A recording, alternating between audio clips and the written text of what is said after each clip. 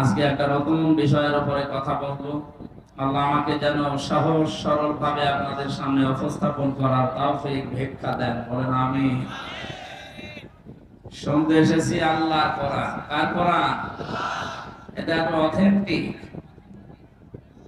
আল্লাহ রাব্বুল আলামিন জানিয়েছেন, আলা তাকাব্বাল আলাইনা বা'দাল আকাবিল লাখাযনা মিনহু বিল ইয়ামিন সুম্মা লাকাতনা মিনহুল ওয়াতিন ফামা মিনকুম মিন আহাদিন আনহু হাজিজিন। সূরা হাক্কাতের 44, 45, 46, 47 নম্বর আয়াতে আল্লাহ জানিয়েছেন, আমার এই কোরআনের ভেতরে আমি যে কথাগুলো নিজে জানিয়েছি, মুহাম্মদুর রাসূলুল্লাহ যদি নিজের কোন কথা আমার কোরআনের নামে চালিয়ে দিত যে এইটা আল্লাহ বলেছেন, আমি কি করতাম জানো? তার ডান হাত আমি আল্লাহ চেপে ধরতাম, কণ্ঠ নালী কেটে ফেলে দিতাম। ঠিক হয়েছে? ঠিক হয়েছে। কেন শব্দটা উল্টিয়ে গেছে? আল্লাহ পাক জানিয়েছেন, আমি তার ডান হাত চেপে ধরতাম না, আমার ডান হাত দিয়ে আমি আল্লাহ নিজে তাকে চেপে ধরতাম। কোথায় ধরতেন সেটা আল্লাহ জানেন।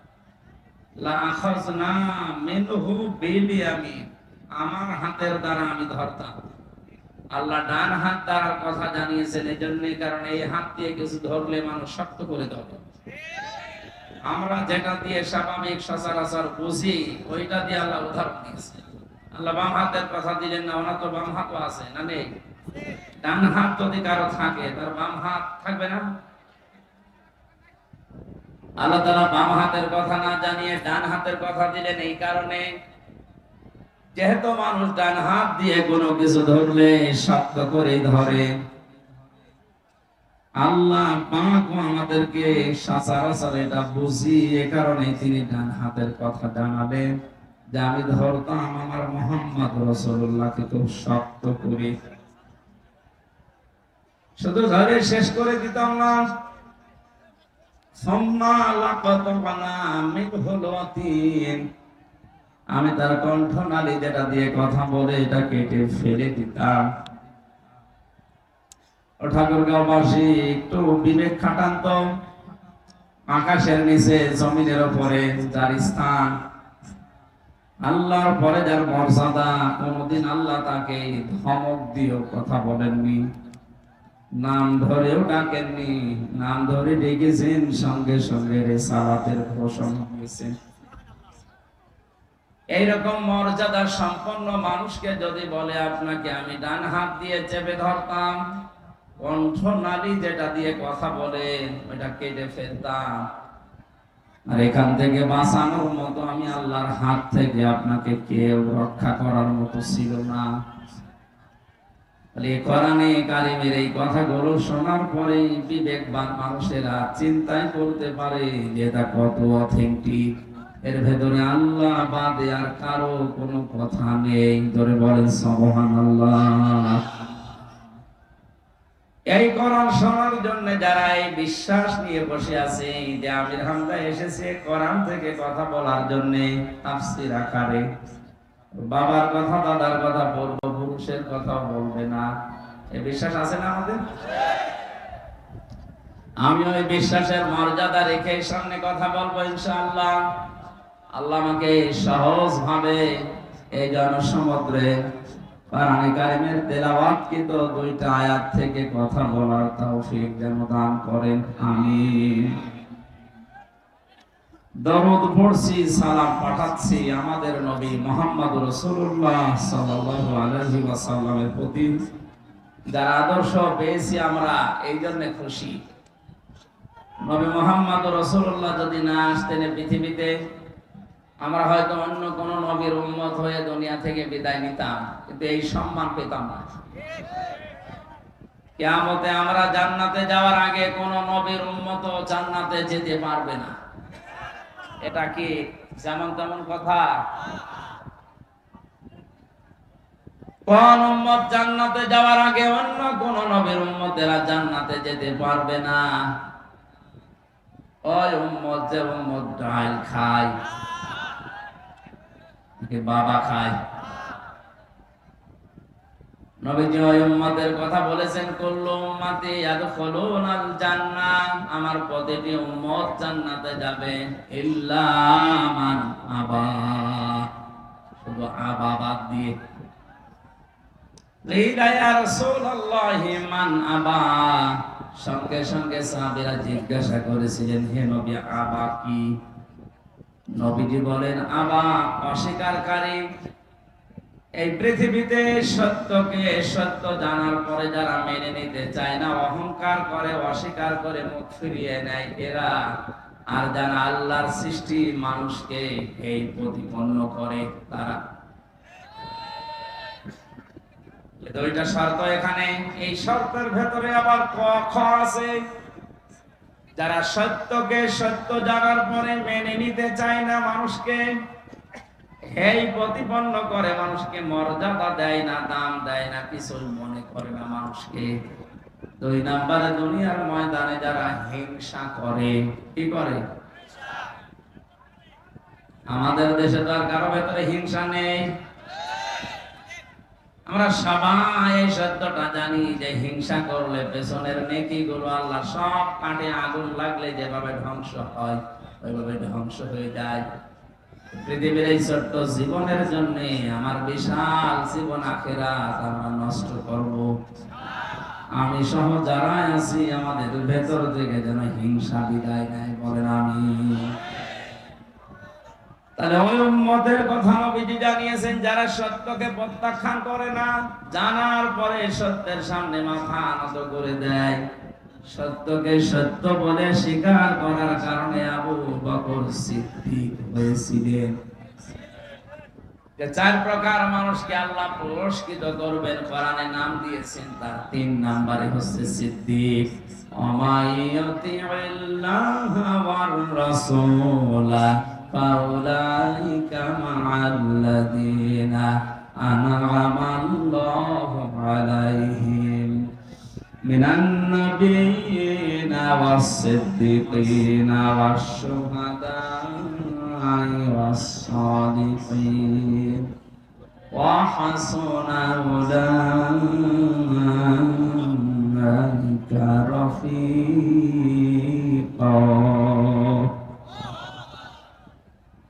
সূরা নিসার ভেতরে আল্লাহ জানিয়েছেন, যারা আল্লাহ এবং রাসূলের আনুগত্য করে, মহান আল্লাহ ওই মানুষদেরকে পুরস্কার দেবেন।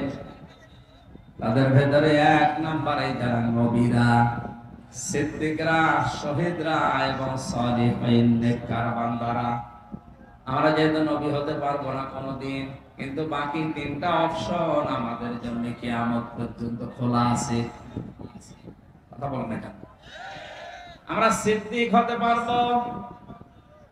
হযরতে আবু বকর সিদ্দিক যেমন সত্যকে সত্য জানার পরে পৃথিবী একদিকে আর তিনি একদিকে বিশ্বাস করে নিয়েছিলেন, ওই জামানায় কিন্তু সত্যকে সত্য জানার পরে আবু জেহেল তার দলবল হাসি তামাশা করেছিল।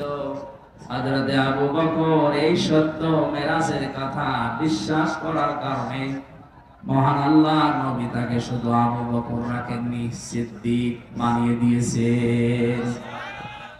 কিয়ামত পর্যন্ত বানানের মতো, হাদিসের মতো অথেন্টিক সত্যকে যারা সত্যি মেনে নেবে, মহান আল্লাহ কিয়ামতের দিন সিদ্দিকে আকবরের সাথে তাদেরকে হাজির করিয়ে দেবে।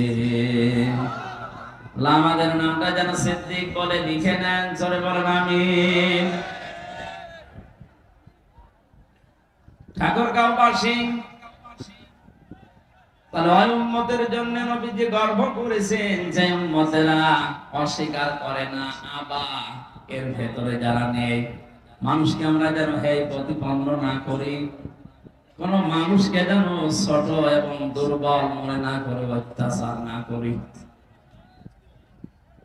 এই টেন্ডেন্সি তাদের ভেতরে কাজ করছে, আল্লাহ তুমি তাদের পরিবর্তন করে দাও, বলেন আমিন। যে অন্য ধর্মের লোক হলে, যদি পৃথিবীর অন্য কোন ধর্মের অনুসারী হয়, কোন মুসলমান যদি সংখ্যালঘু ওই জাতির উপরে অত্যাচার, জুলুম, নির্যাতন, হেয় প্রতিপন্ন করে তাদের অধিকার নষ্ট করে, নবীজি জানিয়েছেন কিয়ামতের দিন আমি নিজে ওই হিন্দু লোকটার পক্ষ নিয়ে তোর বিরুদ্ধে মামলা দেব। সুতরাং দেশে যারা আছেন তারা আমাদের জন্য আমানত। দুঃখজনক হলো সত্য, এই আমানতের ভেতরে কিছু শৃঙ্খল বিশৃঙ্খল উল্লুক মার্কা লোক আছে। এরা অনেকেই মুসলমানদের বিরুদ্ধে উল্টা পাল্টা ষড়যন্ত্র করছে। আল্লাহ যেন তাদেরকে বুঝ দেন মানুষ হিসাবে। আরে ভাই, আপনি যাই বলেন না কেন, পৃথিবী উল্টিয়ে গেল, আমরা একই দেশের লোক। সুতরাং ফরিদপুরের এই ঘটনা বিচ্ছিন্ন, এটা যারাই ঘটিয়েছে, আমরা যারা দায়িত্বে আছে প্রশাসনে, আদালতে, বিচার ব্যবস্থার উপরে আমাদের আস্থা আছে। আমরা নিজের হাতে আইন তুলে না নিয়ে বলবো এদেরকে আপনারা শাস্তির আওতায় আনেন, তাহলে বাংলাদেশ এমনিতেই শান্ত হয়ে যাবে। পাশের থানাতে আমি জেলখানায় থাকাকালীন শুনেছিলাম এখানে অনেকগুলো হিন্দুদের মন্দির বাড়ি ঘরে অনেকে আগুন লাগিয়েছে। না, এটা ঠিক ওয়ালা তাসুবুল্লাযীনা ইয়াদউনা মিন দুনিল্লাহি ফায়াসুবুল্লাহা আদওয়াম বিগাইরি ইলম। কোরআনে কারিমে আল্লাহ জানিয়েছেন, হে নবী, ওরা যদি আমি আল্লাহকে বাদ দিয়ে অন্য কাউকে ডাকে, ওদের দেব দেবতাকে ডাকে, আর আপনি যদি ওদের গালি দেন, ওরা না বুঝে শেষে আমি আল্লাহকে গালি দিয়ে ফেলবে। এই জন্য এটা করা জায়েজ নেই। ওদের বাড়ি ঘর মন্দির উপাসনালয় ভেঙে দেওয়া গড়িয়ে দেওয়া তো হারাম, এমনকি ওদের দেবতাকে গালি দেওয়া জায়েজ নেই। যে মুসলমান জাতির জন্য অন্য ধর্মের দেবতাকে গালি দেওয়া জায়েজ নেই, সেই মুসলমানের জন্য ওদের বাড়ি ঘর ভাঙা কোন ক্রমে জায়েজ হয়। সুতরাং আমরা বিশ্বাস করি এবং এই কথা বলি, হিন্দুদের বাড়ি ঘরে যারা আগুন লাগিয়েছে এরা কোনো মুসলমান না। খোঁজ নিয়ে দেখবেন, হয়তো নিজেরাই কাজ করতে পারে। সূক্ষ্মভাবে যারা দাঙ্গা লাগানোর চেষ্টায় আছেন এদেশে, আমরা মুসলমান হিন্দু যাই বলেন, যত জাতি এদেশে আছি, আমরা এখন সব ভ্রাতৃত্বের বন্ধনে একেবারে আপন আপন হয়ে থাকছি। এটাকে ধ্বংস করার জন্য সূক্ষ্মভাবে যারা ষড়যন্ত্র করছেন, আপনারা থামেন। একবার যদি দেশের জনগণ জেনে ফেলে যে আপনি দাঙ্গাবাজ, শেষে তার কাটাও পার হতে পারবেন না। আল্লাহ আমাদেরকে বুঝ দেন। আমি আজকের আমার তেলাওয়াতকৃত আয়াত আপনারা শুনে অনেকে বুঝেছেন, এটা জান্নাত সংক্রান্ত বিষয়ে আলোচনা হবে। আজ কয়েকদিন আগে কথা বলেছিলাম জাহান্নামের বিষয় নিয়ে। আজকে আমরা কথা বলবো জান্নাত আল্লাহ পাক বানিয়েছেন একটা, তার স্তর দরজা বানিয়েছেন 100টা। কয়টা? সচরাচর আমরা যেগুলো জানি 8টার নাম। আমার এই যে লিখিত বই আমি জান্নাত নিয়ে লিখেছিলাম, 120 পৃষ্ঠার ভেতরে প্রায় 100টার উপরে কোরআন থেকে জান্নাতের স্তর আমি বের করতে পেরেছি। আজকে আমি আয়াত হিসাবে যতটুকু পড়েছি চেষ্টা চালাবো আমার এই জান্নাতের 8টা অন্তত দরজা দিয়ে কারা কোন কাজ করলে আল্লাহ তাদেরকে প্রবেশ করাবে, এটা যেন আমরা অন্তত সর্বোচ্চ যে দরজার নাম জান্নাতুল ফেরদাউস, এখানে দিয়ে যেতে পারি। নবীজি আমাদের এই লোভনীয় বস্তু সম্পর্কে আদেশ দিয়েছেন, তোমরা জান্নাত কামনা করো আল্লাহর কাছে।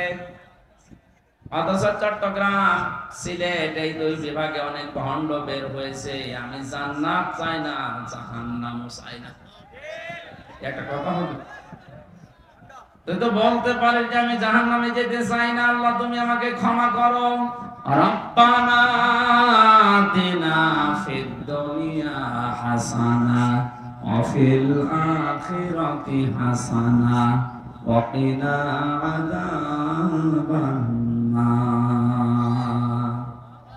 দুনিয়ায় কল্যাণ দাও, আখিরাতে শান্তি দিও, জাহান্নাম থেকে আমাদেরকে বাঁচাও। একথা কোরআন দিয়ে বললেও বলা যায় যে জাহান্নাম থেকে বাঁচাও, আমি জাহান্নামে যেতে চাই না। কোন বিবেকে আপনি এটা বলেন যে আমি জান্নাত চাই না? অথচ নবীজি আমাদের শিখিয়েছে তোমরা জান্নাত কামনা করো, আর জান্নাত চাইলে তোমরা বলো আল্লাহ জান্নাতুল ফেরদাউসের দরজাটা দিও। এ কথার সাথে যাদের বাস্তবের জীবনের কথাবার্তার আর মিল নেই, ওরা বিভ্রান্তিতে আছে। এক কথা বলো না কেন? এটা আজকে এদের দ্বারা শুধু এই ঠাকুরগাঁও থাকছে না, এটা লাইভ চলছে, এখনই চট্টগ্রাম সিলেটে পৌঁছে গেছে। সুতরাং আপনারা বিভ্রান্তিতে যারা আছেন, ফিরে আসেন। জান্নাত কামনা করা এটা আল্লাহর নবী শিখিয়েছেন। তাওসে এসে জান্নাত না, জান্নাতুল ফেরদাউসের এই স্থান। আল্লাহ আমাদেরকে এই স্তরে যাওয়ার মতো যে যোগ্যতাগুলো দরকার, আজকে কোরআন থেকে হাদিস থেকে বাস্তবতার সাথে মিলিয়ে দেখব আমাদের জীবনে আসলে এই ফেরদাউস দিয়ে প্রবেশ করার যোগ্যতা হয়েছে কিনা। এখানে যদি আজকের সভাপতি আলহাজ কি জানো নাম, নজরুল সাহেবকে বলা হয় যে জান্নাত কয়টা বলেন তো, বলবে 8টা। কয়টা? অথচ জান্নাত আল্লাহ পাক বানিয়েছেন একটা, তার দরজা বানিয়েছেন, স্তর বানিয়েছেন 100টার উপরে। আমরা বেশিরভাগ মানুষ জানি 8টা। আসেন তো একটা একটা করে 100টা পর্যন্ত যেতে যত সময় লাগে থাকবে তো? এত সময় থাকা সম্ভব না, কারণ এই বলতে অনেক সময় লাগে। বলে দুই আঙ্গুলি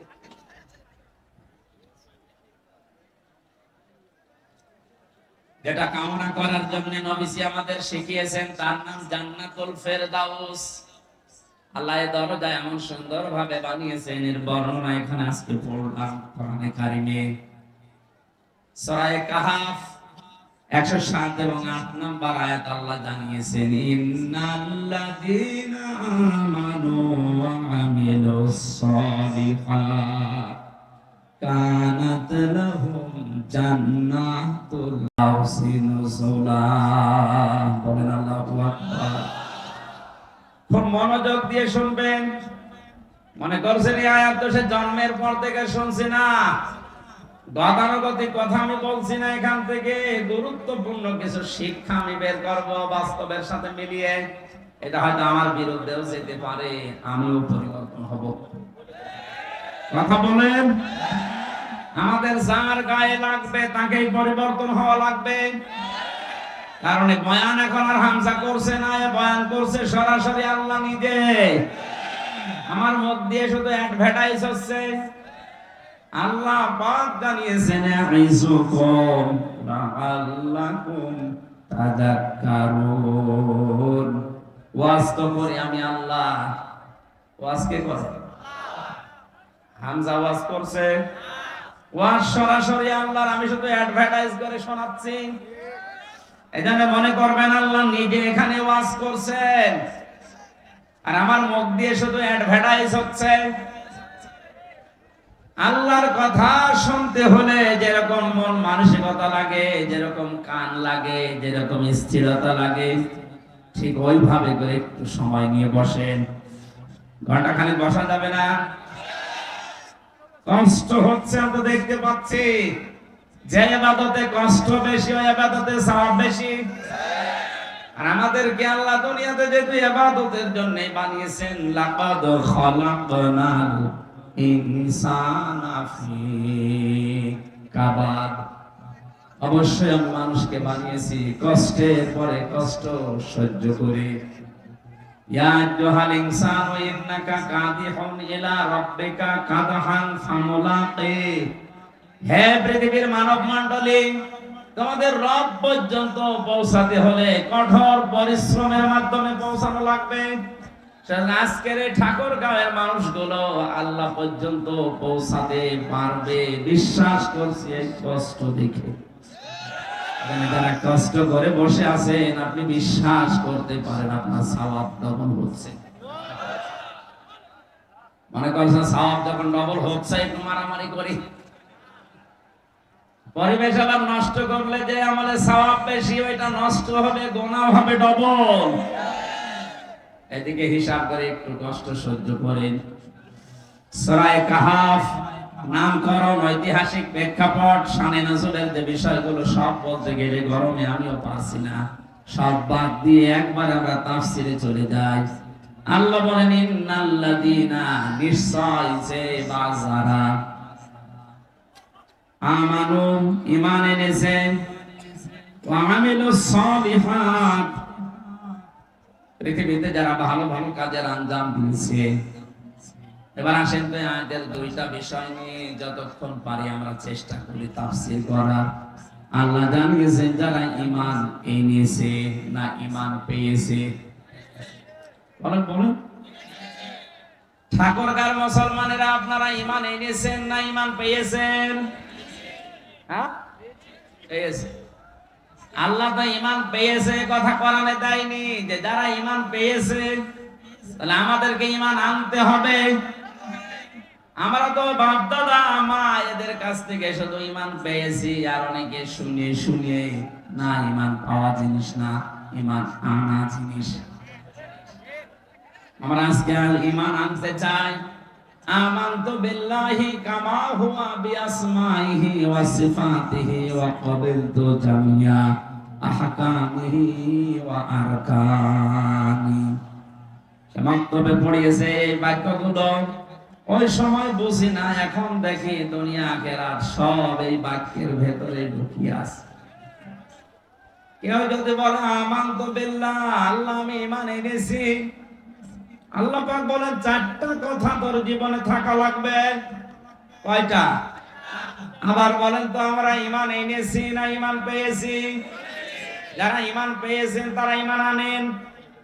কিভাবে ঈমান আনবেন? হযরতে বেলাল যেভাবে ঈমান এনেছিলেন, হযরতে খাব্বাব যেভাবে ঈমান এনেছিলেন।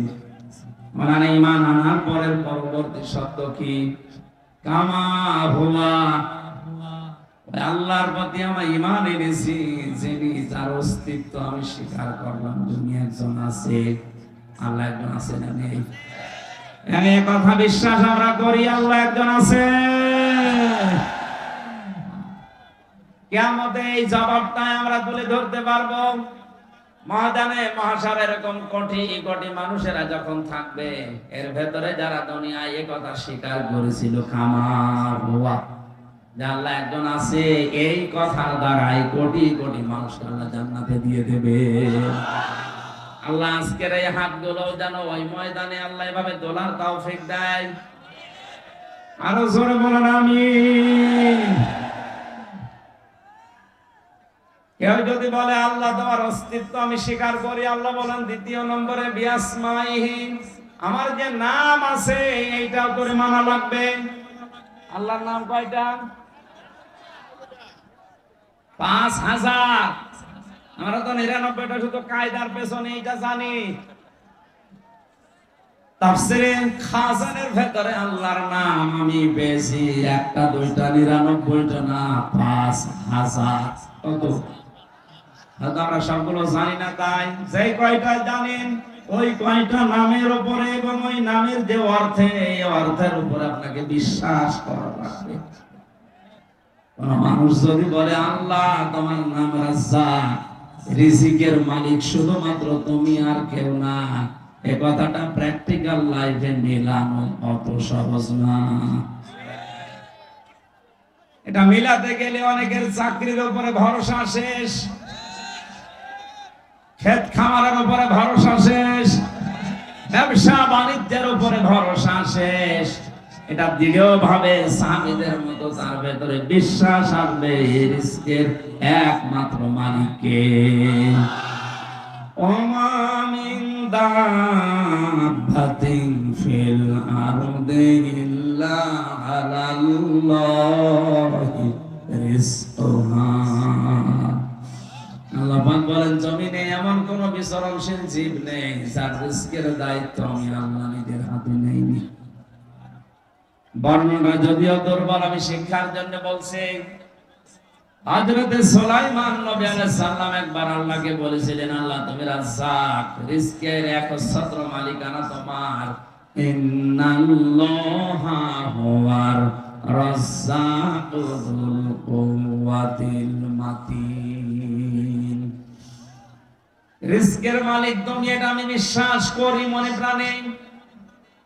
তুমি যে সবাইকে রিজিক দাও এটাও আমি বিশ্বাস করি। আমি তোমার কাছে একটা আরজি পেশ করি, তোমার যত সৃষ্টি আছে আমি একটা দিন খাওয়াতে চাই।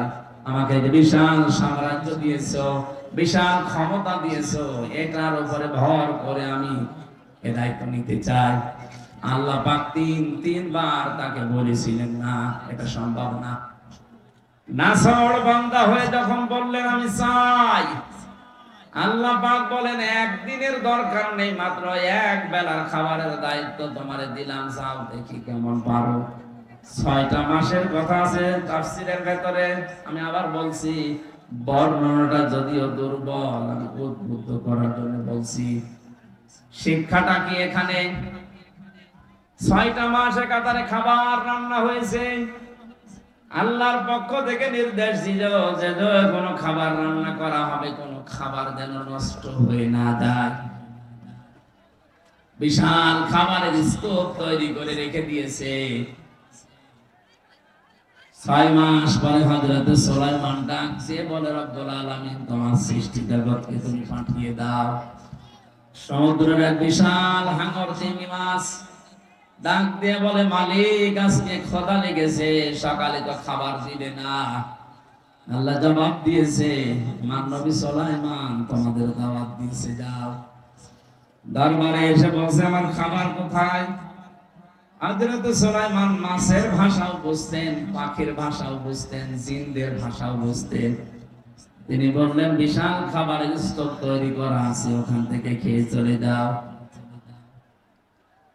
তাফসীরে মুফাসসির লিখেছেন, বিশাল খাবারের যে পাহাড় তৈরি করা ছিল, ওই বিশাল মাছ এসে শুধু এক লোকমাতে শেষ করে দিয়েছে। দরবারে সুলাইমানকে বলে, নবী সুলাইমান আমার এক লোকমা খাবার হয়েছে, বাকি আর কই? এটা কেন? বিশাল পাহাড় আছে, বাকি লোকমা ওখান থেকে খেয়ে চলে দাও। মাছ জবাব দিয়েছে, বাদশাহ যে খাবার ছিল ওটা আমার এক লোকমা হয়েছে, ওই রকম প্রতিদিন 3 লোকমা করে বিশাল সাগরে আল্লাহ আমার খাবার পৌঁছায়। সুলাইমান নবী সাজদা পড়ে ডাক দিয়ে বলে, রব্বুল আলামিন তুমি যে রাজ্জাক, এটা আমি শুধু বিশ্বাস করতাম, আজকে চোখে দেখলাম। তুমি ছাড়া রিজকের দায়িত্ব পালন করা পৃথিবীর কারো জন্য সম্ভব না। এজন্য যে মানুষেরা বিশ্বাস করে আল্লাহ রাজ্জাক, আল্লাহর নাম আছে বিআসমাইহি, তাদের ভেতরে রিজকের ভয় উঠে যায়। ও মানুষগুলো আমেরিকাকে, রাশিয়াকে, চীনকে, ভারতকে রিজকের মালিক মনে করে না। আর বাংলাদেশে এই শ্রেণীর মানুষ মাত্র 100 জনে 15 জন। আমার কথা বোঝেন আপনি? যখন এই বিশ্বাসে বিশ্বাসী মানুষ 100 জনের 15 জন না 51 জন পর্যন্ত তৈরি হয়ে যাবে, যে বিআসমাইহি, আমি এমন আল্লাহর উপরে ঈমান এনেছি যার অস্তিত্ব আছে, যার নাম আছে, 5000 নামকে আমি মনে প্রাণে বিশ্বাস করি এবং মেনে নিয়েছি। রিজকের দায়িত্ব তখন ভারতকে দেবে না, চীনকে দেবে না, আমেরিকাকে দেবে না, রাশিয়াকে দেবে না। আল্লাহ ছাড়া রিজকের দায়িত্ব কারো হাতে নেওয়া সম্ভব না। এই কাহিনীটা শোনার পরে ওর বিশ্বাস আরো বেড়ে যাবে। দেশের দায়িত্বে যারা আছেন, কারো উপরে ভয় না পেয়ে রিজকের মালিক আল্লাহকে মনে করে সঠিক পথে কোরআনের দিকে ফিরে আসা দরকার। মহান আল্লাহ আমাদেরকে এখনো রিজিক ওইভাবে পৌঁছাতে পারে। আমরা এই ভয়টার কারণে আজ সত্যকে সত্য বলে তুলে ধরতে পারি না। এই কথা বলেন না কেন? 57টা মুসলমান রাষ্ট্র দুনিয়ায়, আমাদের প্রধানমন্ত্রী অন্তত সেইভাবে একটু প্রতিবাদ জানিয়েছে এই নিকৃষ্ট জাতি ইহুদিদের বিরুদ্ধে। 57টা মুসলমান রাষ্ট্রের প্রধানরা যদি এতটুকু জানাতো, দেখ ইরান একটা কাজ করছে, সবাই যদি এভাবে রিজকের দায়িত্ব আল্লাহ, তুমি একমাত্র মালিক, একথা বিশ্বাস করে আমেরিকাকে ভয় না করে, রাশিয়া, চীন, ভারতের উপরে ভরসা না করে আল্লাহর দিকে ফিরে আসতাম, আল্লাহর কসম ওই মানুষগুলো এমনিতে আল্লাহ মুক্ত করে দিত। তাদের নিজেদের আপন জায়গা তারা বসবাস করতে পারবে না, উড়ে এসে জুড়ে বসে ওদেরকে দুনিয়া থেকে বিদায় করে দিচ্ছে। আমার কথা গভীরে যাচ্ছে, কিন্তু আপনি চিন্তা করলেন আমরা কিন্তু ঈমান পাইনি, আমরা ঈমান আনছি এখন। আর ঈমান আনার প্রথম পদ্ধতি আল্লাহর অস্তিত্ব স্বীকার করা, আল্লাহর নামগুলো বিশ্বাস করা এবং প্রতিটি নাম প্র্যাকটিক্যাল লাইফে মিলানো। আপনি যেমন রাজ্জাক হিসাবে আল্লাহকে মেনে নিয়েছেন, হাকিম হিসাবেও আল্লাহকে মানা লাগবে। হাকিম মানে বিচারক, হাকিম মানে বিচার করার একমাত্র ক্ষমতা কার? আলাইসাল্লাহু বিআহকামিল হাকিমিন। আল্লাহ পাক বলেন, আমি কি সর্বশ্রেষ্ঠ বিচারক না? আল্লাহর বিচার বাদ দিয়া যারা নিজেদের মন মতো বিচার করছেন, আপনি শুধু ঈমান পেয়েছেন, ঈমান আনেননি। আমার মনে হয় কথার অর্থ আপনি না বুঝে আন্দাজে চিল্লালেন। এক কথা বলছেন, বিআসমাইর ভেতরে যে 5000 নাম আছে, যেহেতু এসএম এর বহু বচন আসমা, আজ আমরা 96% মুসলমান এই দেশে বাস করছে। সত্যি যদি আমরা এই আয়াত অনুযায়ী ঈমান না পেয়ে ঈমান আনতাম, আল্লাহর কসম আল্লাহর আইনগুলো দ্বারা বিচার আমরা দেখতে পেতাম। নবীজিকে আল্লাহ জানিয়েছেন, ফালা রাব্বিকা লা ইউমিনুনা হাত্তা ইউহাক্কিমুকা ফীমা শাজারা বাইনাহুম সুম্মা লা ইয়াজিদু ফি আনফুসিহিম হারাজাম মিম্মা কাদাইতা ওয়া ইউসাল্লিমু তাসলিমা। সূরা নিসার 65 নম্বর আয়াতে আল্লাহ জানিয়েছেন, হে নবী, আপনার রবের নামের কসম। কসম করছেন কে? কার নামে? আল্লাহ নিজেই তার নিজের নামে কসম দিচ্ছেন। তার মানে কথাটা শক্ত। আমি যদি এখন আমার নিজের বংশের নামে, আমার বাবার নামে, আমার নাম হামজার নামে কসম দিয়ে থাকি, বুঝতে হবে বিষয়টা বড় শক্ত বিষয়।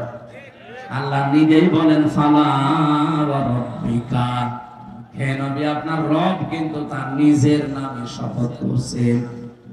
লা ইউমিনুনা, কখনো আপনার ঈমান আনা হয়নি, আপনি মুমিনই হতে পারেননি। হাত্তা ইউহাক্কিমুকা ফীমা শাজারা বাইনাহুম, যতক্ষণ পর্যন্ত নিজেদের ভেতরে কোনো বিষয়ের বিচারক হিসাবে আমি নবী মুহাম্মদ রাসূলুল্লাহকে তোমরা না মানবে। শুধু মেনে নিলেই হবে না, স্বতঃস্ফূর্তভাবে আনন্দ চিত্তে মানা লাগবে। আজ যারা নবীজির বিচার ব্যবস্থাকে, আল্লাহর পাঠানো বিচার ব্যবস্থা মানেন না, আল্লাহর কসম আপনার ঈমানে সমস্যা এখনো লেগে আছে। আশা করছি আপনি ঈমান পেয়েছেন, ওটা হবে না, ঈমান আজকে আনবেন। কথা বলেন, ঈমান আনতে হলে আল্লাহর নাম আছে শুধু বিশ্বাস করে শেষ। প্রতিটি নামের অর্থের সাথে মিলিয়েবেন নিজের জীবনকে। হিন্দুরা 12 মাসে 13 পূজা করে, 33 কোটি দেবতা তাদের। কত? হয়তো অনেক হিন্দু ভাইরা তাদের দেবতার নামও জানে না, কিন্তু বিশ্বাস করে যে দেবতার সংখ্যা কত। বলেন না কেন? আমাদের যে আল্লাহ মালিক কয়জন? নাম কত? আমি বললাম না প্রতিটি শব্দ থেকে আমরা শিক্ষা নেব। এবার আসেন, শিক্ষাটা কি? যদিও এই রংপুর বিভাগের জন্য এটা প্রযোজ্য না, এটা রংপুর না, এটা রাজশাহী কি চট্টগ্রাম আর সিলেটের গেলে বলা যেত। আলিল্লাহিল আসমাউল হুসনা ফাদউহু বিহা ওয়া দারুল্লাযীনা ইয়ালহিদুনা ফি আসমাই সায়াজজাউনা মা কানু ইয়ামালুন। সূরা আরাফ 9 নম্বর পারা 13 নম্বর পৃষ্ঠা 4 নম্বর লাইনের 180 নম্বর 81 নম্বর আয়াত।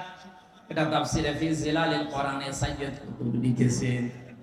আল্লাহ পাক বলেন, আমার অনেক নাম আছে, যে কোনো নামে পারো আমাকে ডাকো, কিন্তু সাবধান, আমার নাম যারা পরিবর্তন করে ফেলে, আমার নাম যারা ইলহাদ করে, উলট পালট করে, তাদের সাথে তোমরা আমাকে ডাকবা না। কে বলছে? সুতরাং আল্লাহ আল্লাহ বলতে বলতে যারা হু হু বলে তাদের সামনে মিলে মিশে আর ডাকা যাবে না। আল্লাহর নাম যারা পাল্টিয়ে অন্য নামে ডাকে, এক কথা বুঝতেছে? কিছুক্ষণ সুবহানাল্লাহ আলহামদুলিল্লাহ এরপরে শুরু করে দেয় ইয়া আলী বাবা, শাহ আলী বাবা, দয়াল বাবা, খাজা বাবা। এত স্পষ্ট কথাগুলো নাম ধরে বলার পরও যদি ঠাকুরবার মানুষগুলো না বোঝে, আমার মনে হয় এদের বিবেকের উপরে কুকুরে প্রসাদ দিচ্ছে। আর কিভাবে বলা যায় বলেন তো? আল্লাহ নিজে বলছেন আমার অনেক সুন্দর নাম আছে, যে নামে পারো ডাকো, কিন্তু আমার নাম যারা উলট পালট করে ফেলে, আমার নামের সাথে যারা অন্য কিছু মিলায়, এলহাদ মানে কি? উল্টা পাল্টা করে ডাকা। তাদের সাথে মিলে তোমরা আমি আল্লাহকে ডাকবা না। এই আয়াত আমি এখন বানালাম। বলেন আল্লাহর নাম আছে একটা দুইটা না, আমরা শুনলাম তাফসীরের ভাষা দিয়ে 5000। আপনার যদি মনে হয় যে আল্লাহ আল্লাহ বলতে কিছুক্ষণ ভালো লেগেছে, এবার আল্লাহ বলবো না রহমান বলবো, বলেন, কোনো অসুবিধা নেই। আপনি বলেন ইয়া রহমান ও ইয়া রহিম বলেন, অসুবিধা নেই। কিন্তু আল্লাহর নামের সাথে অন্য কাউকে আপনি মিলাতে পারবেন না। ইয়া খাজা, ইয়া খাজা, আল্লাহর কোন নাম আছে? ইয়া আলী বাবা, ইয়া আলী বাবা কোন নাম আছে? এমনকি চট্টগ্রাম বিভাগে অনেকে রাসূলের মহব্বতের নাম দিয়ে বিশ্ব নবীর নাম ওরা জিকির পর্যন্ত বানিয়ে ফেলেছে। ইয়া রাসূলুল্লাহ, ইয়া রাসূলুল্লাহ, ইয়া রাসূলুল্লাহ ডাকতেছে, কবিরা কোন হবে আপনার? রাসূলের নামে শুধু দরুদ পড়া যায়, জিকির করা যায় না। জিকির করা যায় কার নামে? আমি আবার বলছি, আমরা যারা ঈমান পাইনি, ঈমান এনেছি, তারা আমার আল্লাহর অস্তিত্বকে যেমন স্বীকার করলাম, আল্লাহর নাম আছে এইটাও স্বীকার করা, এবং প্রতিটি নামের সাথে আমার প্র্যাকটিক্যাল লাইফ মিলানো। আমি তো রাজ্জাক হিসাবে আল্লাহকে মেনে নিয়েছি, হাকিম হিসাবে আল্লাহকে মেনে নিয়েছি, রব হিসাবেও আমাকে আল্লাহকে মানা লাগবে। 3 নম্বরে কি বলেছিলেন? সিফাতিহি, আমি এমন আল্লাহর উপরে ঈমান এনেছি যার শুধু গুণাগুণ নেই, এই গুণের কার্যকারিতা আছে। হিন্দু ভাইদের দেবতাদের নাম আছে, কিন্তু নামের কার্যকারিতা কিয়ামতের আগে আপনি দেখাতে পারবেন না। এখন যদি বলেন আমার ধর্মকে আপনি ছোট করছেন না, আপনি বাস্তবে মিলান। আমি যতটুকু বাস্তবে দেখেছি, এদিকে তাকান, মোনাজাতের পরে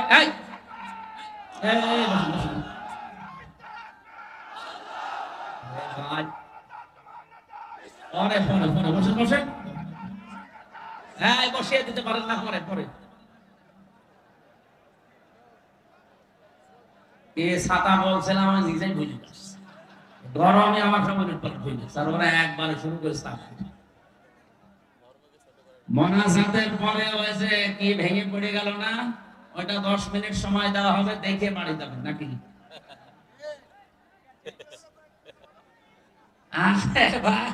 একটা বাঁশ ভেঙে পড়ে যাচ্ছে, এইটা দেখার জন্য যদি আপনি কোরআনের আলোচনা বাদ দিয়ে ওইদিকে তাকাতে পারেন, আমার তো মনে হয় এখন যদি আমাদের পরিমণি হাইটে যেত, আপনি আমারে বাদ দিয়ে ওইদিকে শুনছেন। বলছে ঠিক।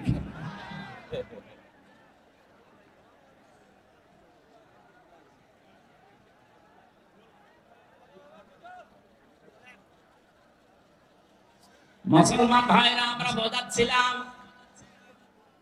আল্লাহ রাব্বুল আলামিন যে নামগুলো নিয়েছেন, নামের সাথে আমরা পরিচিত হয়েছি, গুণাগুণের সাথে। এক সাহাবী নবীজির কাছে আসলেন, নবীজি তাকিয়ে দেখেন তার কাঁধের উপরে একটা মূর্তি, তার নাক ভাঙা, মাটি দিয়ে মূর্তি বানিয়েছে নাক ভেঙে। নবীজি বললেন তোমার এই দেবতা, এই মূর্তির নাক ভাঙা কারণ কি? লোকটা বলে ইয়া রাসূলুল্লাহ, এটা আমার মূর্তি না, এটা আমার দেবতা খোদা। এটা সব সময় আমি সঙ্গে রাখি, না জানি কখন কোন বিপদে পড়ি, বিপদ থেকে বাঁচার জন্য আমি সব সময় সাথে রাখি। হঠাৎ আমার প্রসাব পায়খানার প্রয়োজন দেখা দিয়েছে, খোদাকে নিয়ে তো আর পায়খানায় যাওয়া যায় না। এজন্য রাস্তার পাশে রেখে আমি কাম সারতে গেলাম, এসে দেখি ওর মাথা থেকে পা পর্যন্ত পুরা ভিজা। মনে করলাম খোদার গা ভিজা, না জানি কোন রহমত বরকতের পানি হবে। জহব্বা বের করে চাটলাম, খাইলাম, দেখে একটা ঝাঁজ ঝাঁজ কেমন গন্ধ গন্ধ টক টক লাগে। চিন্তা করলাম রহমতের পানি বরকতের পানি, টক টক লাগবে কেন? আর একদম ঝাঁজ এরকম একটা উৎকট উদ্ভট গন্ধ কেন? পাশে তাকিয়ে দেখি একটা কুকুর ওর নিচ দিয়ে পানি টপ কাটছে। এবার টের পেয়েছি কোন রহমতের পানি। আমার মেজাজ গেল খারাপ হয়ে, ওর দিকে তাকিয়ে বললাম, তুই খোদা না খোদা? কুকুরের পোশাক থেকে নিজের বাঁচাতে পারো না, যে আমি বিপদে পড়লে আমার মাথা বাকি দিয়ে রাসূল রাগ করে ওরে দিয়েছি এক আছাড়, ওর নাচ ভেঙে গেছে। নবীজি বলেন, আমার কাছে কেন এসেছো? লোকটা বলে, ইয়া রাসূলুল্লাহ, এদের অসারতা, এদের কল্প কাহিনী, এদের মিথ্যাচার, এদের অজ্ঞতা, এদের সব আমার কাছে এখন স্পষ্ট। এরা কিচ্ছু করতে পারে না, বেকার আমি সময় নষ্ট করেছি। আজকে আমি আলোর সন্ধান পেতে চাই, মেহেরবানি করে আমি আপনার কাছে কালিমা পড়তে চাই, পড়িয়ে দেন। আজ যারা মানুষ হিসাবে এলাকায় বসবাস করছেন, অন্য জাতিতে যারা আছেন, চ্যালেঞ্জ দিলাম, আপনি যে নাম দিয়েছেন আপনার দেবতার, ওই নাম পর্যন্ত শেষ, নামের কোন গুণাগুণ কার্যকারিতা আপনি দেখাতে পারবেন না। মনে করেন দুর্গা ফসলে বরকত দেয়, দুর্গা রেখে আপনি ফসলের ভেতরে রেখে আসেন, ফসল সহ দুর্গা চুরি হয়ে যাবে। আমি তো বানিয়ে বলছি। এই যে মোবাইল ঘড়িটা, যদি মনে করেন দুর্গা এটা পাহারা দেয়, আপনি এই ঘড়ি সহ দুর্গা এখানে রেখে চলে যান, সকালে এসে দেখবেন দুর্গা ঘড়ি। আমরা এমন আল্লাহর উপরে ঈমান এনেছি, তার এমন নাম আছে, নামের গুণাগুণ আছে। মহান আল্লাহর যতগুলো নাম আছে, শুধু নাম নিয়েই বসে নেই, প্রতিটি নামের গুণাগুণ এবং কার্যকারিতা আছে। আমাদের ঈমান অনুযায়ী হয়তো আমরা দেখতে পাই না, তাই বিশ্বনবী দেখতে পেয়েছিলেন। বদরের ময়দানে দুহাত উঁচু করেছিলেন এমন ভাবে, তার এই বগলের সাদা জায়গা পর্যন্ত দেখা যাচ্ছিল। বিশ্বনবী ওই দিন দোয়া করেছিলেন, হে রব, 313 জন নিয়ে এসেছিলাম, একটাও কেউ দেখতে পায় না, কোথায় তারা? হযরতে আবু বকর নবীজিকে চাদর উপরে দিয়ে দিলেন শরীরের, ডাক দিয়ে বলেন, হে নবী, আপনার 313 জন সাহাবী একটাও মারা যায়নি, সবগুলো বাতিলের ভেতরে বন্টন হয়ে গেছে। সঙ্গে সঙ্গে জিবরাইল আলাইহিস সালাম বিশ্ব নবী মুহাম্মদ রাসূলুল্লাহর কানের কাছে মুখটা নিয়ে এসে একটা আয়াত শোনালেন, সূরা আনফালের 9 নম্বর আয়াতটা, ইদ তাসতাগিসুনা রাব্বাকুম ফাস্তাজাবা লাকুম আন্নী মুমিদ্দুকুম বিআলফিন মিনাল মালাইকাতি মুরদিফিন। হে নবী, আপনার কান্না বন্ধ করেন, শুধু আকাশের দিকে একটু চোখটা তুলে দেখেন, আল্লাহর সাহায্য আল্লাহ তার রব নামের কারণে পাঠিয়ে দিয়েছে। তিনি তাকালেন ওই দিকে, তাকানোর পরেই দেখলেন ফেরেশতারা নামতেছে, সকলের হাতে মোটা ছুরি গেছে। জিবরাইলের এই চিহ্নটা দেখার পরে নবীজির চাচা আব্বাস বলেছিলেন, ভাতিজা, এই যে কিছুক্ষণ আগে একটা সৈনিক দেখলাম, কোথায় গেল? এখন আর তো দেখতে পাই না। নবীজি বলেন, চাচা, কাকে দেখলেন? ওটা সাধারণ সৈনিক না, ওটা আল্লাহর ফেরেশতা জিবরাইল। নিজে কমান্ডার হয়ে আজকে এই বদরের ময়দানে নাজিল হয়েছে, তার পেছনে আল্লাহ পাঠিয়েছে 5000 ফেরেশতা। যে সমস্ত কাফেররা মরে পড়েছিল, বিশ্ব নবী বদরের ময়দানে কোন দিনের জন্যও তিনি আগ্নেয় অস্ত্র ব্যবহার করেন নাই। অথচ যে সমস্ত কাফেরেরা মরা পড়েছিল, যে ওদেরকে কাছে যে দেখলেন অধিকাংশ গুলো শরীর পুড়ে গেছে। তার মানে ফেরেশতারা যে মোটা মোটা ডান্ডা নিয়ে নেমেছিল, ওটা ডান্ডা শুধু না, ওটা জাহান্নামের পোড়ানো রড ছিল। যার শরীরে লাগিয়েছে ওখানেই ও শেষ। নবীজির বিশ্বাস ছিল আল্লাহর উপরে, তার নামের উপরে, কার্যকারিতার উপরে। আল্লাহ বিশ্বাস অনুযায়ী পাঠিয়েছিলেন ফেরেশতা। আমাদের ওই পর্যায়ে যায় না, এজন্য ফেরেশতাও আসে না, আমরা দেখতে পাই না। কিন্তু আমরা বিশ্বাস করি বদরের ময়দানে যে ফেরেশতা এসেছিল, শুধু বদরের জন্য না, এই যে তাস্তাগীসুনা, এটা মোসারে, বর্তমান, ভবিষ্যৎ, প্রেজেন্ট, ফিউচার, কিয়ামত পর্যন্ত আয়াতটা থাকবে। আমরা যদি আল্লাহর উপরে ঈমান আনতে পারি, সত্যি যদি তার অস্তিত্ব আমরা মেনে নিয়ে তার নামগুলো বিশ্বাস করে, কার্যকারিতা কিয়ামত পর্যন্ত আছে, এটা যদি সত্যি আমরা দেখাতে পারি, মহান আল্লাহ এখনো ফেরেশতা নাযিল করে সাহায্য করতে পারে। আল্লাহ আমাদেরকে কোরআনে কারিমের আয়াতের বাস্তব কিছু যেন দুনিয়ায় দেখান, বলেন আমিন। বিশেষ করে আজকে ফিলিস্তিনের মুসলমানদের জন্য এটা বড় বেশি জরুরি হয়ে পড়েছে। আর ছোট ছোট বাচ্চারা ওই মরুভূমির পাথরের উপরে লিখতেছে, আল্লাহকে চিঠি দিচ্ছে, আল্লাহ ওয়াজআলনি মিন লাদুনকা ওয়ালিয়্যা ওয়াজআলনি মিন লাদুনকা নাসীরা। এ আল্লাহ, আর পারা যায় না, সহ্যের বাইরে চলে গেছে। মা নেই, বাবা নেই, বড় ভাই নেই, বড় বোন নেই, সবাইকে ওরা মেরে ফেলেছে।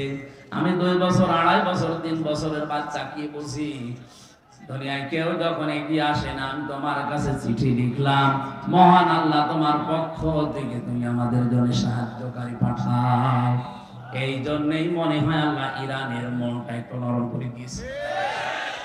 বিশ্বের 57টা মুসলমানদের মন যদি এরকম একটু নরম আল্লাহ করে দিত, অন্তত এখনো যেভাবে সাহায্য করছে অনেকেই, প্রত্যেকটা মুসলিম রাষ্ট্র যদি ঈমানের দাবি পূরণ করার জন্য সবাই কাশ্মীরের পাশে দাঁড়াতো, আমরা আজাদ কাশ্মীর পৃথিবীতে দেখতে পেতাম। মনের আগে যেন এটা দেখতে পায় যে আজাদ হয়ে গেছে কাশ্মীর। বলেন আল্লাহ পাক যেন এটা দেখে মরার তৌফিক দেন, বলেন আমিন। আমরা যদি আজাদ না হতাম, আমরা যদি মুক্ত হতে না পারতাম, কত কিছু আমরা আজ নিজেদের মন মতো করতে পারতাম না। আপনি টের পাচ্ছেন, ওরা আজ মুক্ত হতে পারে না, আজাদ হতে পারে না, এই জন্য অনেক কিছু মন মতো করতে পারছে না। মানুষকে আল্লাহ বানিয়েছে মুক্ত জীবন দিয়ে। এটা পাখি না যে খাঁচার ভেতরে ভরে রাখবেন, হাত পা ডানা কাটা পাখির মতো শুধু ছটফট করছে। বিশ্বের মানচিত্রে আজ একটা পতাকা দেখতে চাই, যেটাই লেখা থাকবে ইলাহা ইল্লাল্লাহ মুহাম্মাদুর রাসূলুল্লাহ।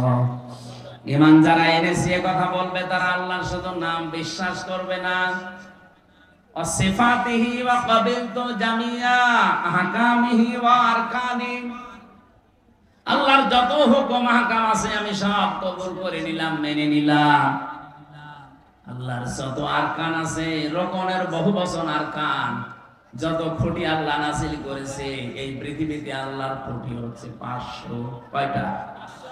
এই যে 1টা 2টা 3টা 5টা খুঁটি দেখতে পাচ্ছেন, এই প্যান্ডেল ঠিক রাখার জন্য, আল্লাহর বিধান এই পৃথিবীতে কায়েম রাখার জন্য 500 খুঁটি দরকার।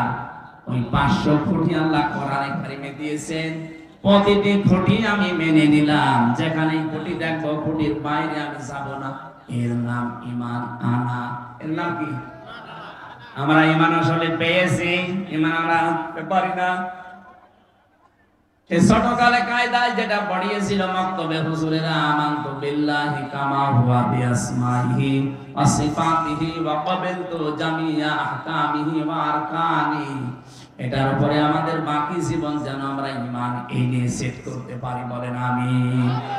এভাবে যারা সত্যি ঈমান আনবে, ওয়া আমিলুস সালিহাতি, 2 নম্বরে যে মানুষগুলো এই ঈমানের দাবি অনুযায়ী এই যে 500 নাম বিশ্বাস করে, নামের কার্যকারিতা আছে মেনে নেন, এভাবে যারা ঈমান আনার পরে ভালো ভালো কাজের আঞ্জাম দুনিয়ায় দেবে।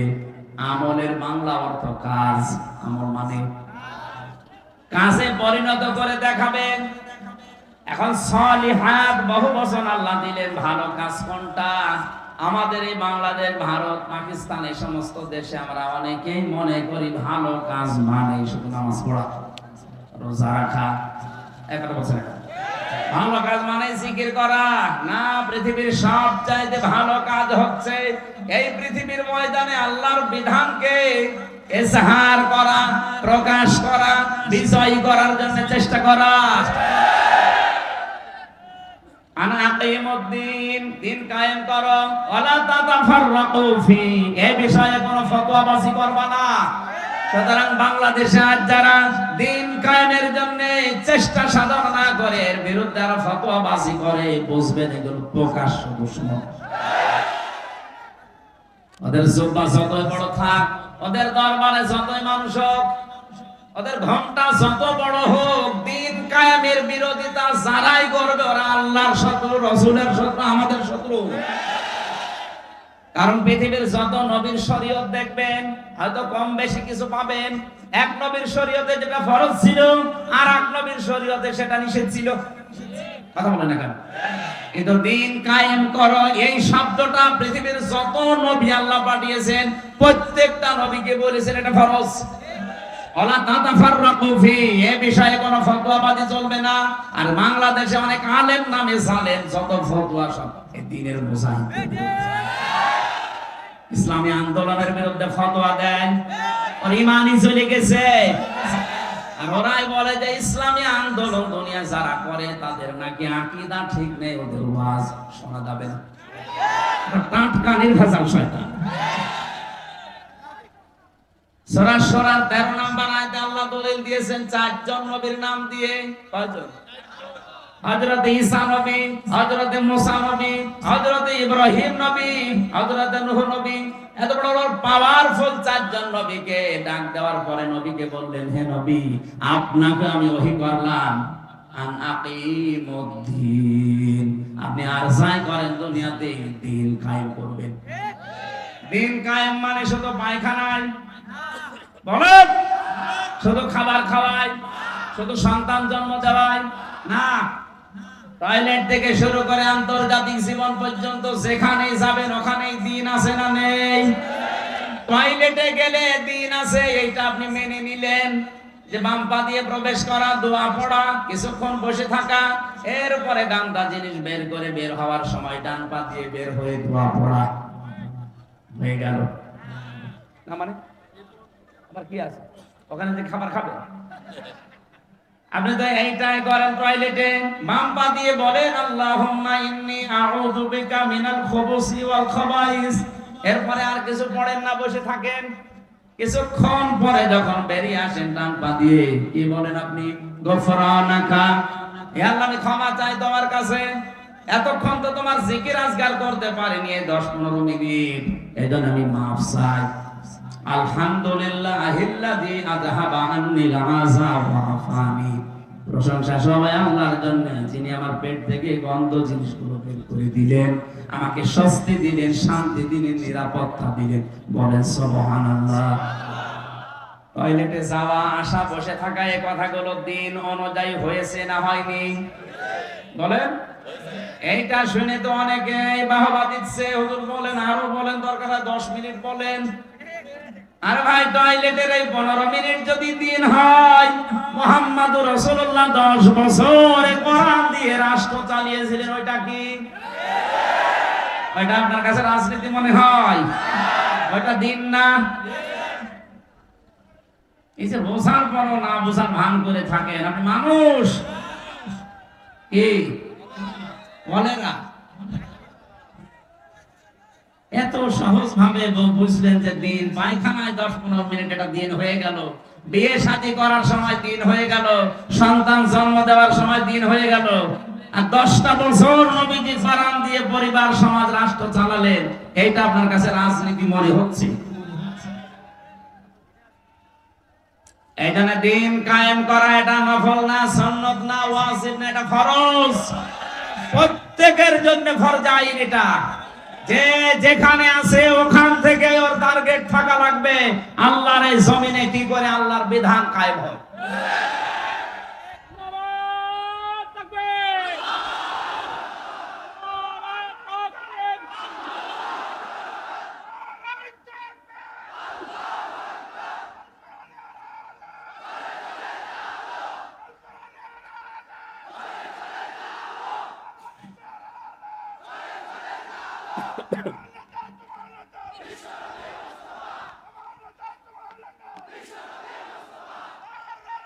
আলহামদুলিল্লাহ। তাহলে আমলে সালেহ বলতে আমাদের যে ভ্রান্ত ধারণাটা আছে, পৃথিবীর সবচাইতে বড় আমল হচ্ছে দিন কায়েম করার আমল। সাহাবায়ে কেরাম এইটা বুঝেছিলেন, এই জন্য 11 বছরের মাস জীবন দিতে দ্বিধাবোধ করেননি।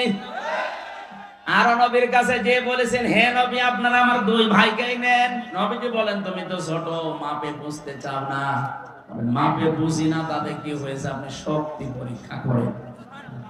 দেখেন তোমরা ভালো কাজ বলতে বুঝেছিল আল্লাহর জমিনে দিন কায়েম করা, আর আমরা এই কাজকে দুনিয়ার কাজ মনে করে, এই কাজকে রাজনীতি মনে করে এই ছোট্ট জীবনটা যেন পার করিয়ে বিশাল বাগানের উত্তরাধিকারী হওয়ার তৌফিক আমাদের কপালে লিখেন, বলেন আমিন। যে 8টা গুণ অর্জন করলে এখানে যাওয়া যায়। কোরআনে কারীম থেকে আমি উল্লেখ করছি, দেখেন তো আমাদের ভেতরে পাওয়া যাচ্ছে কিনা। قد أفلح المؤمنون الذين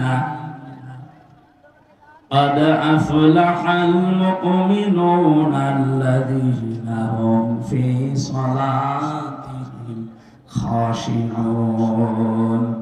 100টা যে স্তর আছে জান্নাতের, সর্বোচ্চ স্তরের নাম ফেরদাউস। এই দরজা দিয়ে আল্লাহ তাদেরকে উত্তরাধিকারী হিসাবে প্রবেশ করাচ্ছেন। এই পৃথিবীর ময়দানে যারা নামাজের ভেতরে খুশু পয়দা করে, এখন যে নামাজই পড়ে না তার খুশু আছে, অন্তত নামাজ পড়বে, খুশু পাওয়া যাবে, সে হবে উত্তরাধিকারী। খুশুর যে ব্যাখ্যাগুলো পেয়েছে তার অন্যতম ব্যাখ্যা, নামাজে দাঁড়িয়ে সে শীতল হয়ে পড়বে। অনেকে এখানে নামাজও পড়ে, নামাজে দাঁড়িয়ে এদিক ওদিকে তাকায়, মশা লাগলে মেরে। কথা বলে না, কয়টা ফ্যান আছে অনেকে ঘুমতেছে, এসির বাতাস তো আমার গায়ে লাগে না, দেখে একটু ঘুরিয়ে দিত যদি। খুশু কি এইটা? এক সাহাবী নামাজে দাঁড়িয়ে একটু কাপড় চোপড়ে ভাবে টানছিলেন, বিশ্বনবী বললেন ওর ভেতরে যদি খুশু থাকতো কখনো ওর হাত এভাবে নড়াচড়া করতো না। আমরা নামাজে দাঁড়িয়ে একেবারে শীতল পাটির মতো, পাথরের মতো এরকম যেন হয়ে যেতে পারি নামাজে। আল্লাহর কসম, কোরআন আমার সামনে নিয়ে এই ছোট জীবনের 3টা বছর যে কাউন্সিলে ছিলাম এক ঘরে, আমি দেখেছি নামাজে যদি খুশু তৈরি হয়, আর সত্যিই যদি মানুষ নামাজে দীর্ঘক্ষণ দাঁড়িয়ে দীর্ঘক্ষণ সেজদা মন মতো দিতে পারে, একটা অনির্বচন সুখ আল্লাহ আলাদা তারে দান করে, যেটা স্বামী স্ত্রীর ব্যবহারও আপনি পাবেন না। এমন একটা অজানা আবেশ, অজানা শান্তি আপনাকে আল্লাহ দান করবে। আজকে সেজদা দেবেন ভোর রাতে, আজান হওয়ার ঘন্টা খানিক 1.5 ঘন্টা খানিক আগে ওঠেন, অন্তত 10 রাকাত না 2 রাকাত নামাজ আদায় করেন। বিশাল লম্বা একটা সেজদা 40-45 মিনিট পড়ে থাকেন।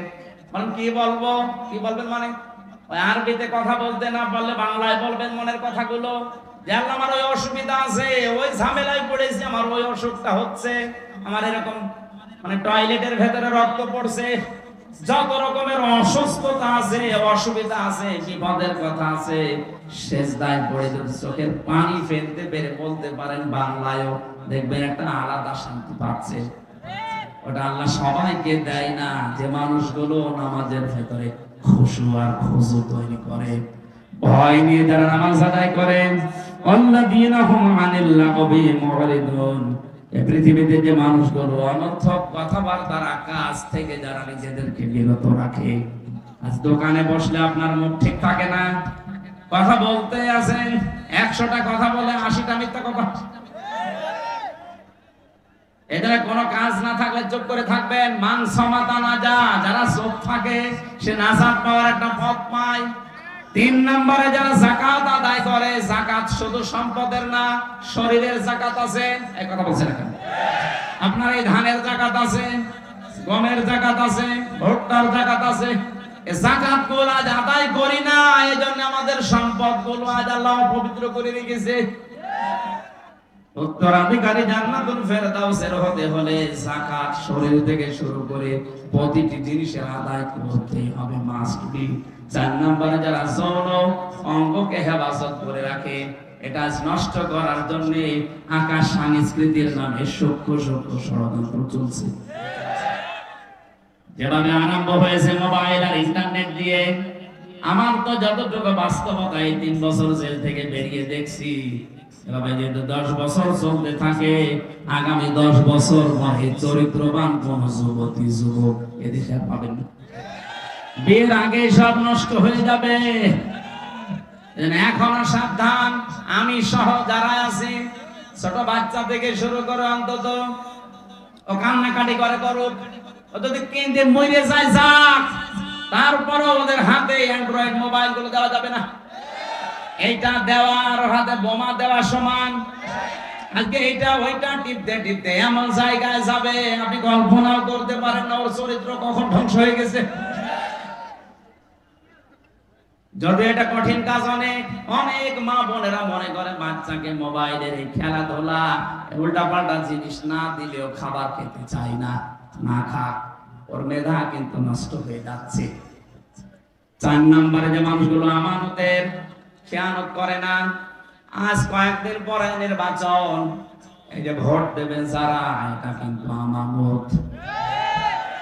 এখন মনে করেন আমার দলের লোক তো দাঁড়ায়নি, আমি দেব না, না, যারাই দাঁড়িয়েছে মনে করেন 8-9 জন 10 জন, এর ভেতরে যোগ্যতা সম্পন্ন যে লোকটা, যার দ্বারা ইসলামের কাজ হবে, মানবতার কাজ হবে বলে আপনার মনে হয়, এইরকম মানুষকে আপনার রায়টা, এই আমানতটা দিয়ে দেবেন, জান্নাতুল ফেরদাউসের উত্তরাধিকারী হওয়ার জন্য এমনটা দরকার। এরপরে আমি পেয়েছি অঙ্গীকার পূর্ণ করতে হবে। ওয়াদা যদি কারোর সাথে দেয়, আজ এখানে আমি আসার আগে যারা যারা ওয়াদা দিয়েছে যে বাড়িতে বাড়িতে কেউ বয়ের বসিয়ে দেব, বিশাল গরুর গাড়ির চাকার মতো জিলাপি কিনে দেব, কত রকমের ওয়াদা কত মানুষ করে, অথচ ওয়াদাকে কিছু মনে করে না, পাশ করার পরে সব ওয়াদা ভুলে যায়। ওনার জন্য জান্নাতুল ফেরদাউস হারাম হয়ে যাবে। ওয়াদা ঠিক রাখবেন, ওয়াদা যদি করেন, আর যদি ওয়াদা করতে না পারেন, ঠিক রাখতে না পারেন, করবেন না। এরপরে আছে নামাজে যত্নবান হওয়া। আল্লাহ রাব্বুল আলামিন কোরআনে কারিমে এই যে গুণগুলো দিয়েছেন, যদি কেউ অর্জন করতে পারে, মহান আল্লাহ তাকে বিশাল ফেরদাউসের উত্তরাধিকারী হিসাবে কবুল করে নেবেন। আমি সব প্রত্যেকটি মানুষকে আল্লাহ যেন এটা কবুল করেন, আমিন। 2 নম্বর দরজার নাম পেয়েছিলাম জান্নাতুল মাওয়া। আমা আদরাকা মা ইল্লিয়ুন। হে নবী, আপনাকে ওরা জিজ্ঞাসা করে ইল্লিন কি, বলেন এটা একটা জান্নাত, এর উপরে আর নিচে জান্নাতুল মাওয়াটা সাজানো আছে। দুনিয়াতে যে মানুষগুলো আল্লাহকে ভয় করে সব অন্যায় কাজ থেকে নিজেকে বাঁচিয়ে রাখতে পারে, তার জন্য জান্নাতুল মাওয়া আল্লাহ রেখে দিয়েছেন। আল্লাহ আমি সব প্রত্যেকের জন্য যেন জান্নাতুল মাওয়ার ব্যবস্থা করেন, আমিন। দারুল মাকাম আছে, দারুল করার আছে, দারুল খোলদ আছে, এরকম একটা একটা করে 100টার বর্ণনা আমি পেয়েছি কোরআনে কারিমে। আল্লাহ যে একটা সর্বোচ্চ স্তর ফেরদাউস, আমি সব প্রত্যেকের উত্তরাধিকারী হওয়ার তৌফিক দান করেন, আমিন। পারিবারিক জীবনে দাম্পত্য কলহের যে বইটা আমি লিখেছিলাম, ওই গাড়িতে পাওয়া যাবে, যাওয়ার সময় স্ত্রীকে এবং স্ত্রীরা স্বামীকে কিনে পড়াশোনা করার চেষ্টা করে। আল্লাহ আমাদের পারিবারিক জীবনে যেন জান্নাত দান করেন, আল্লাহুম্মা আমিন। লা ইলাহা ইল্লা আনতা সুবহানাক ইন্নী কুনতু মিনাজ জালিমিন। লা ইলাহা ইল্লা আনতা সুবহানাক ইন্নী কুনতু মিনাজ জালিমিন। ফাস্তাজাবনা লাহু ওয়া নাজ্জাইনাহু মিনাল গাম্মি ওয়া কাযালিকা নুনজিল মুমিনিন।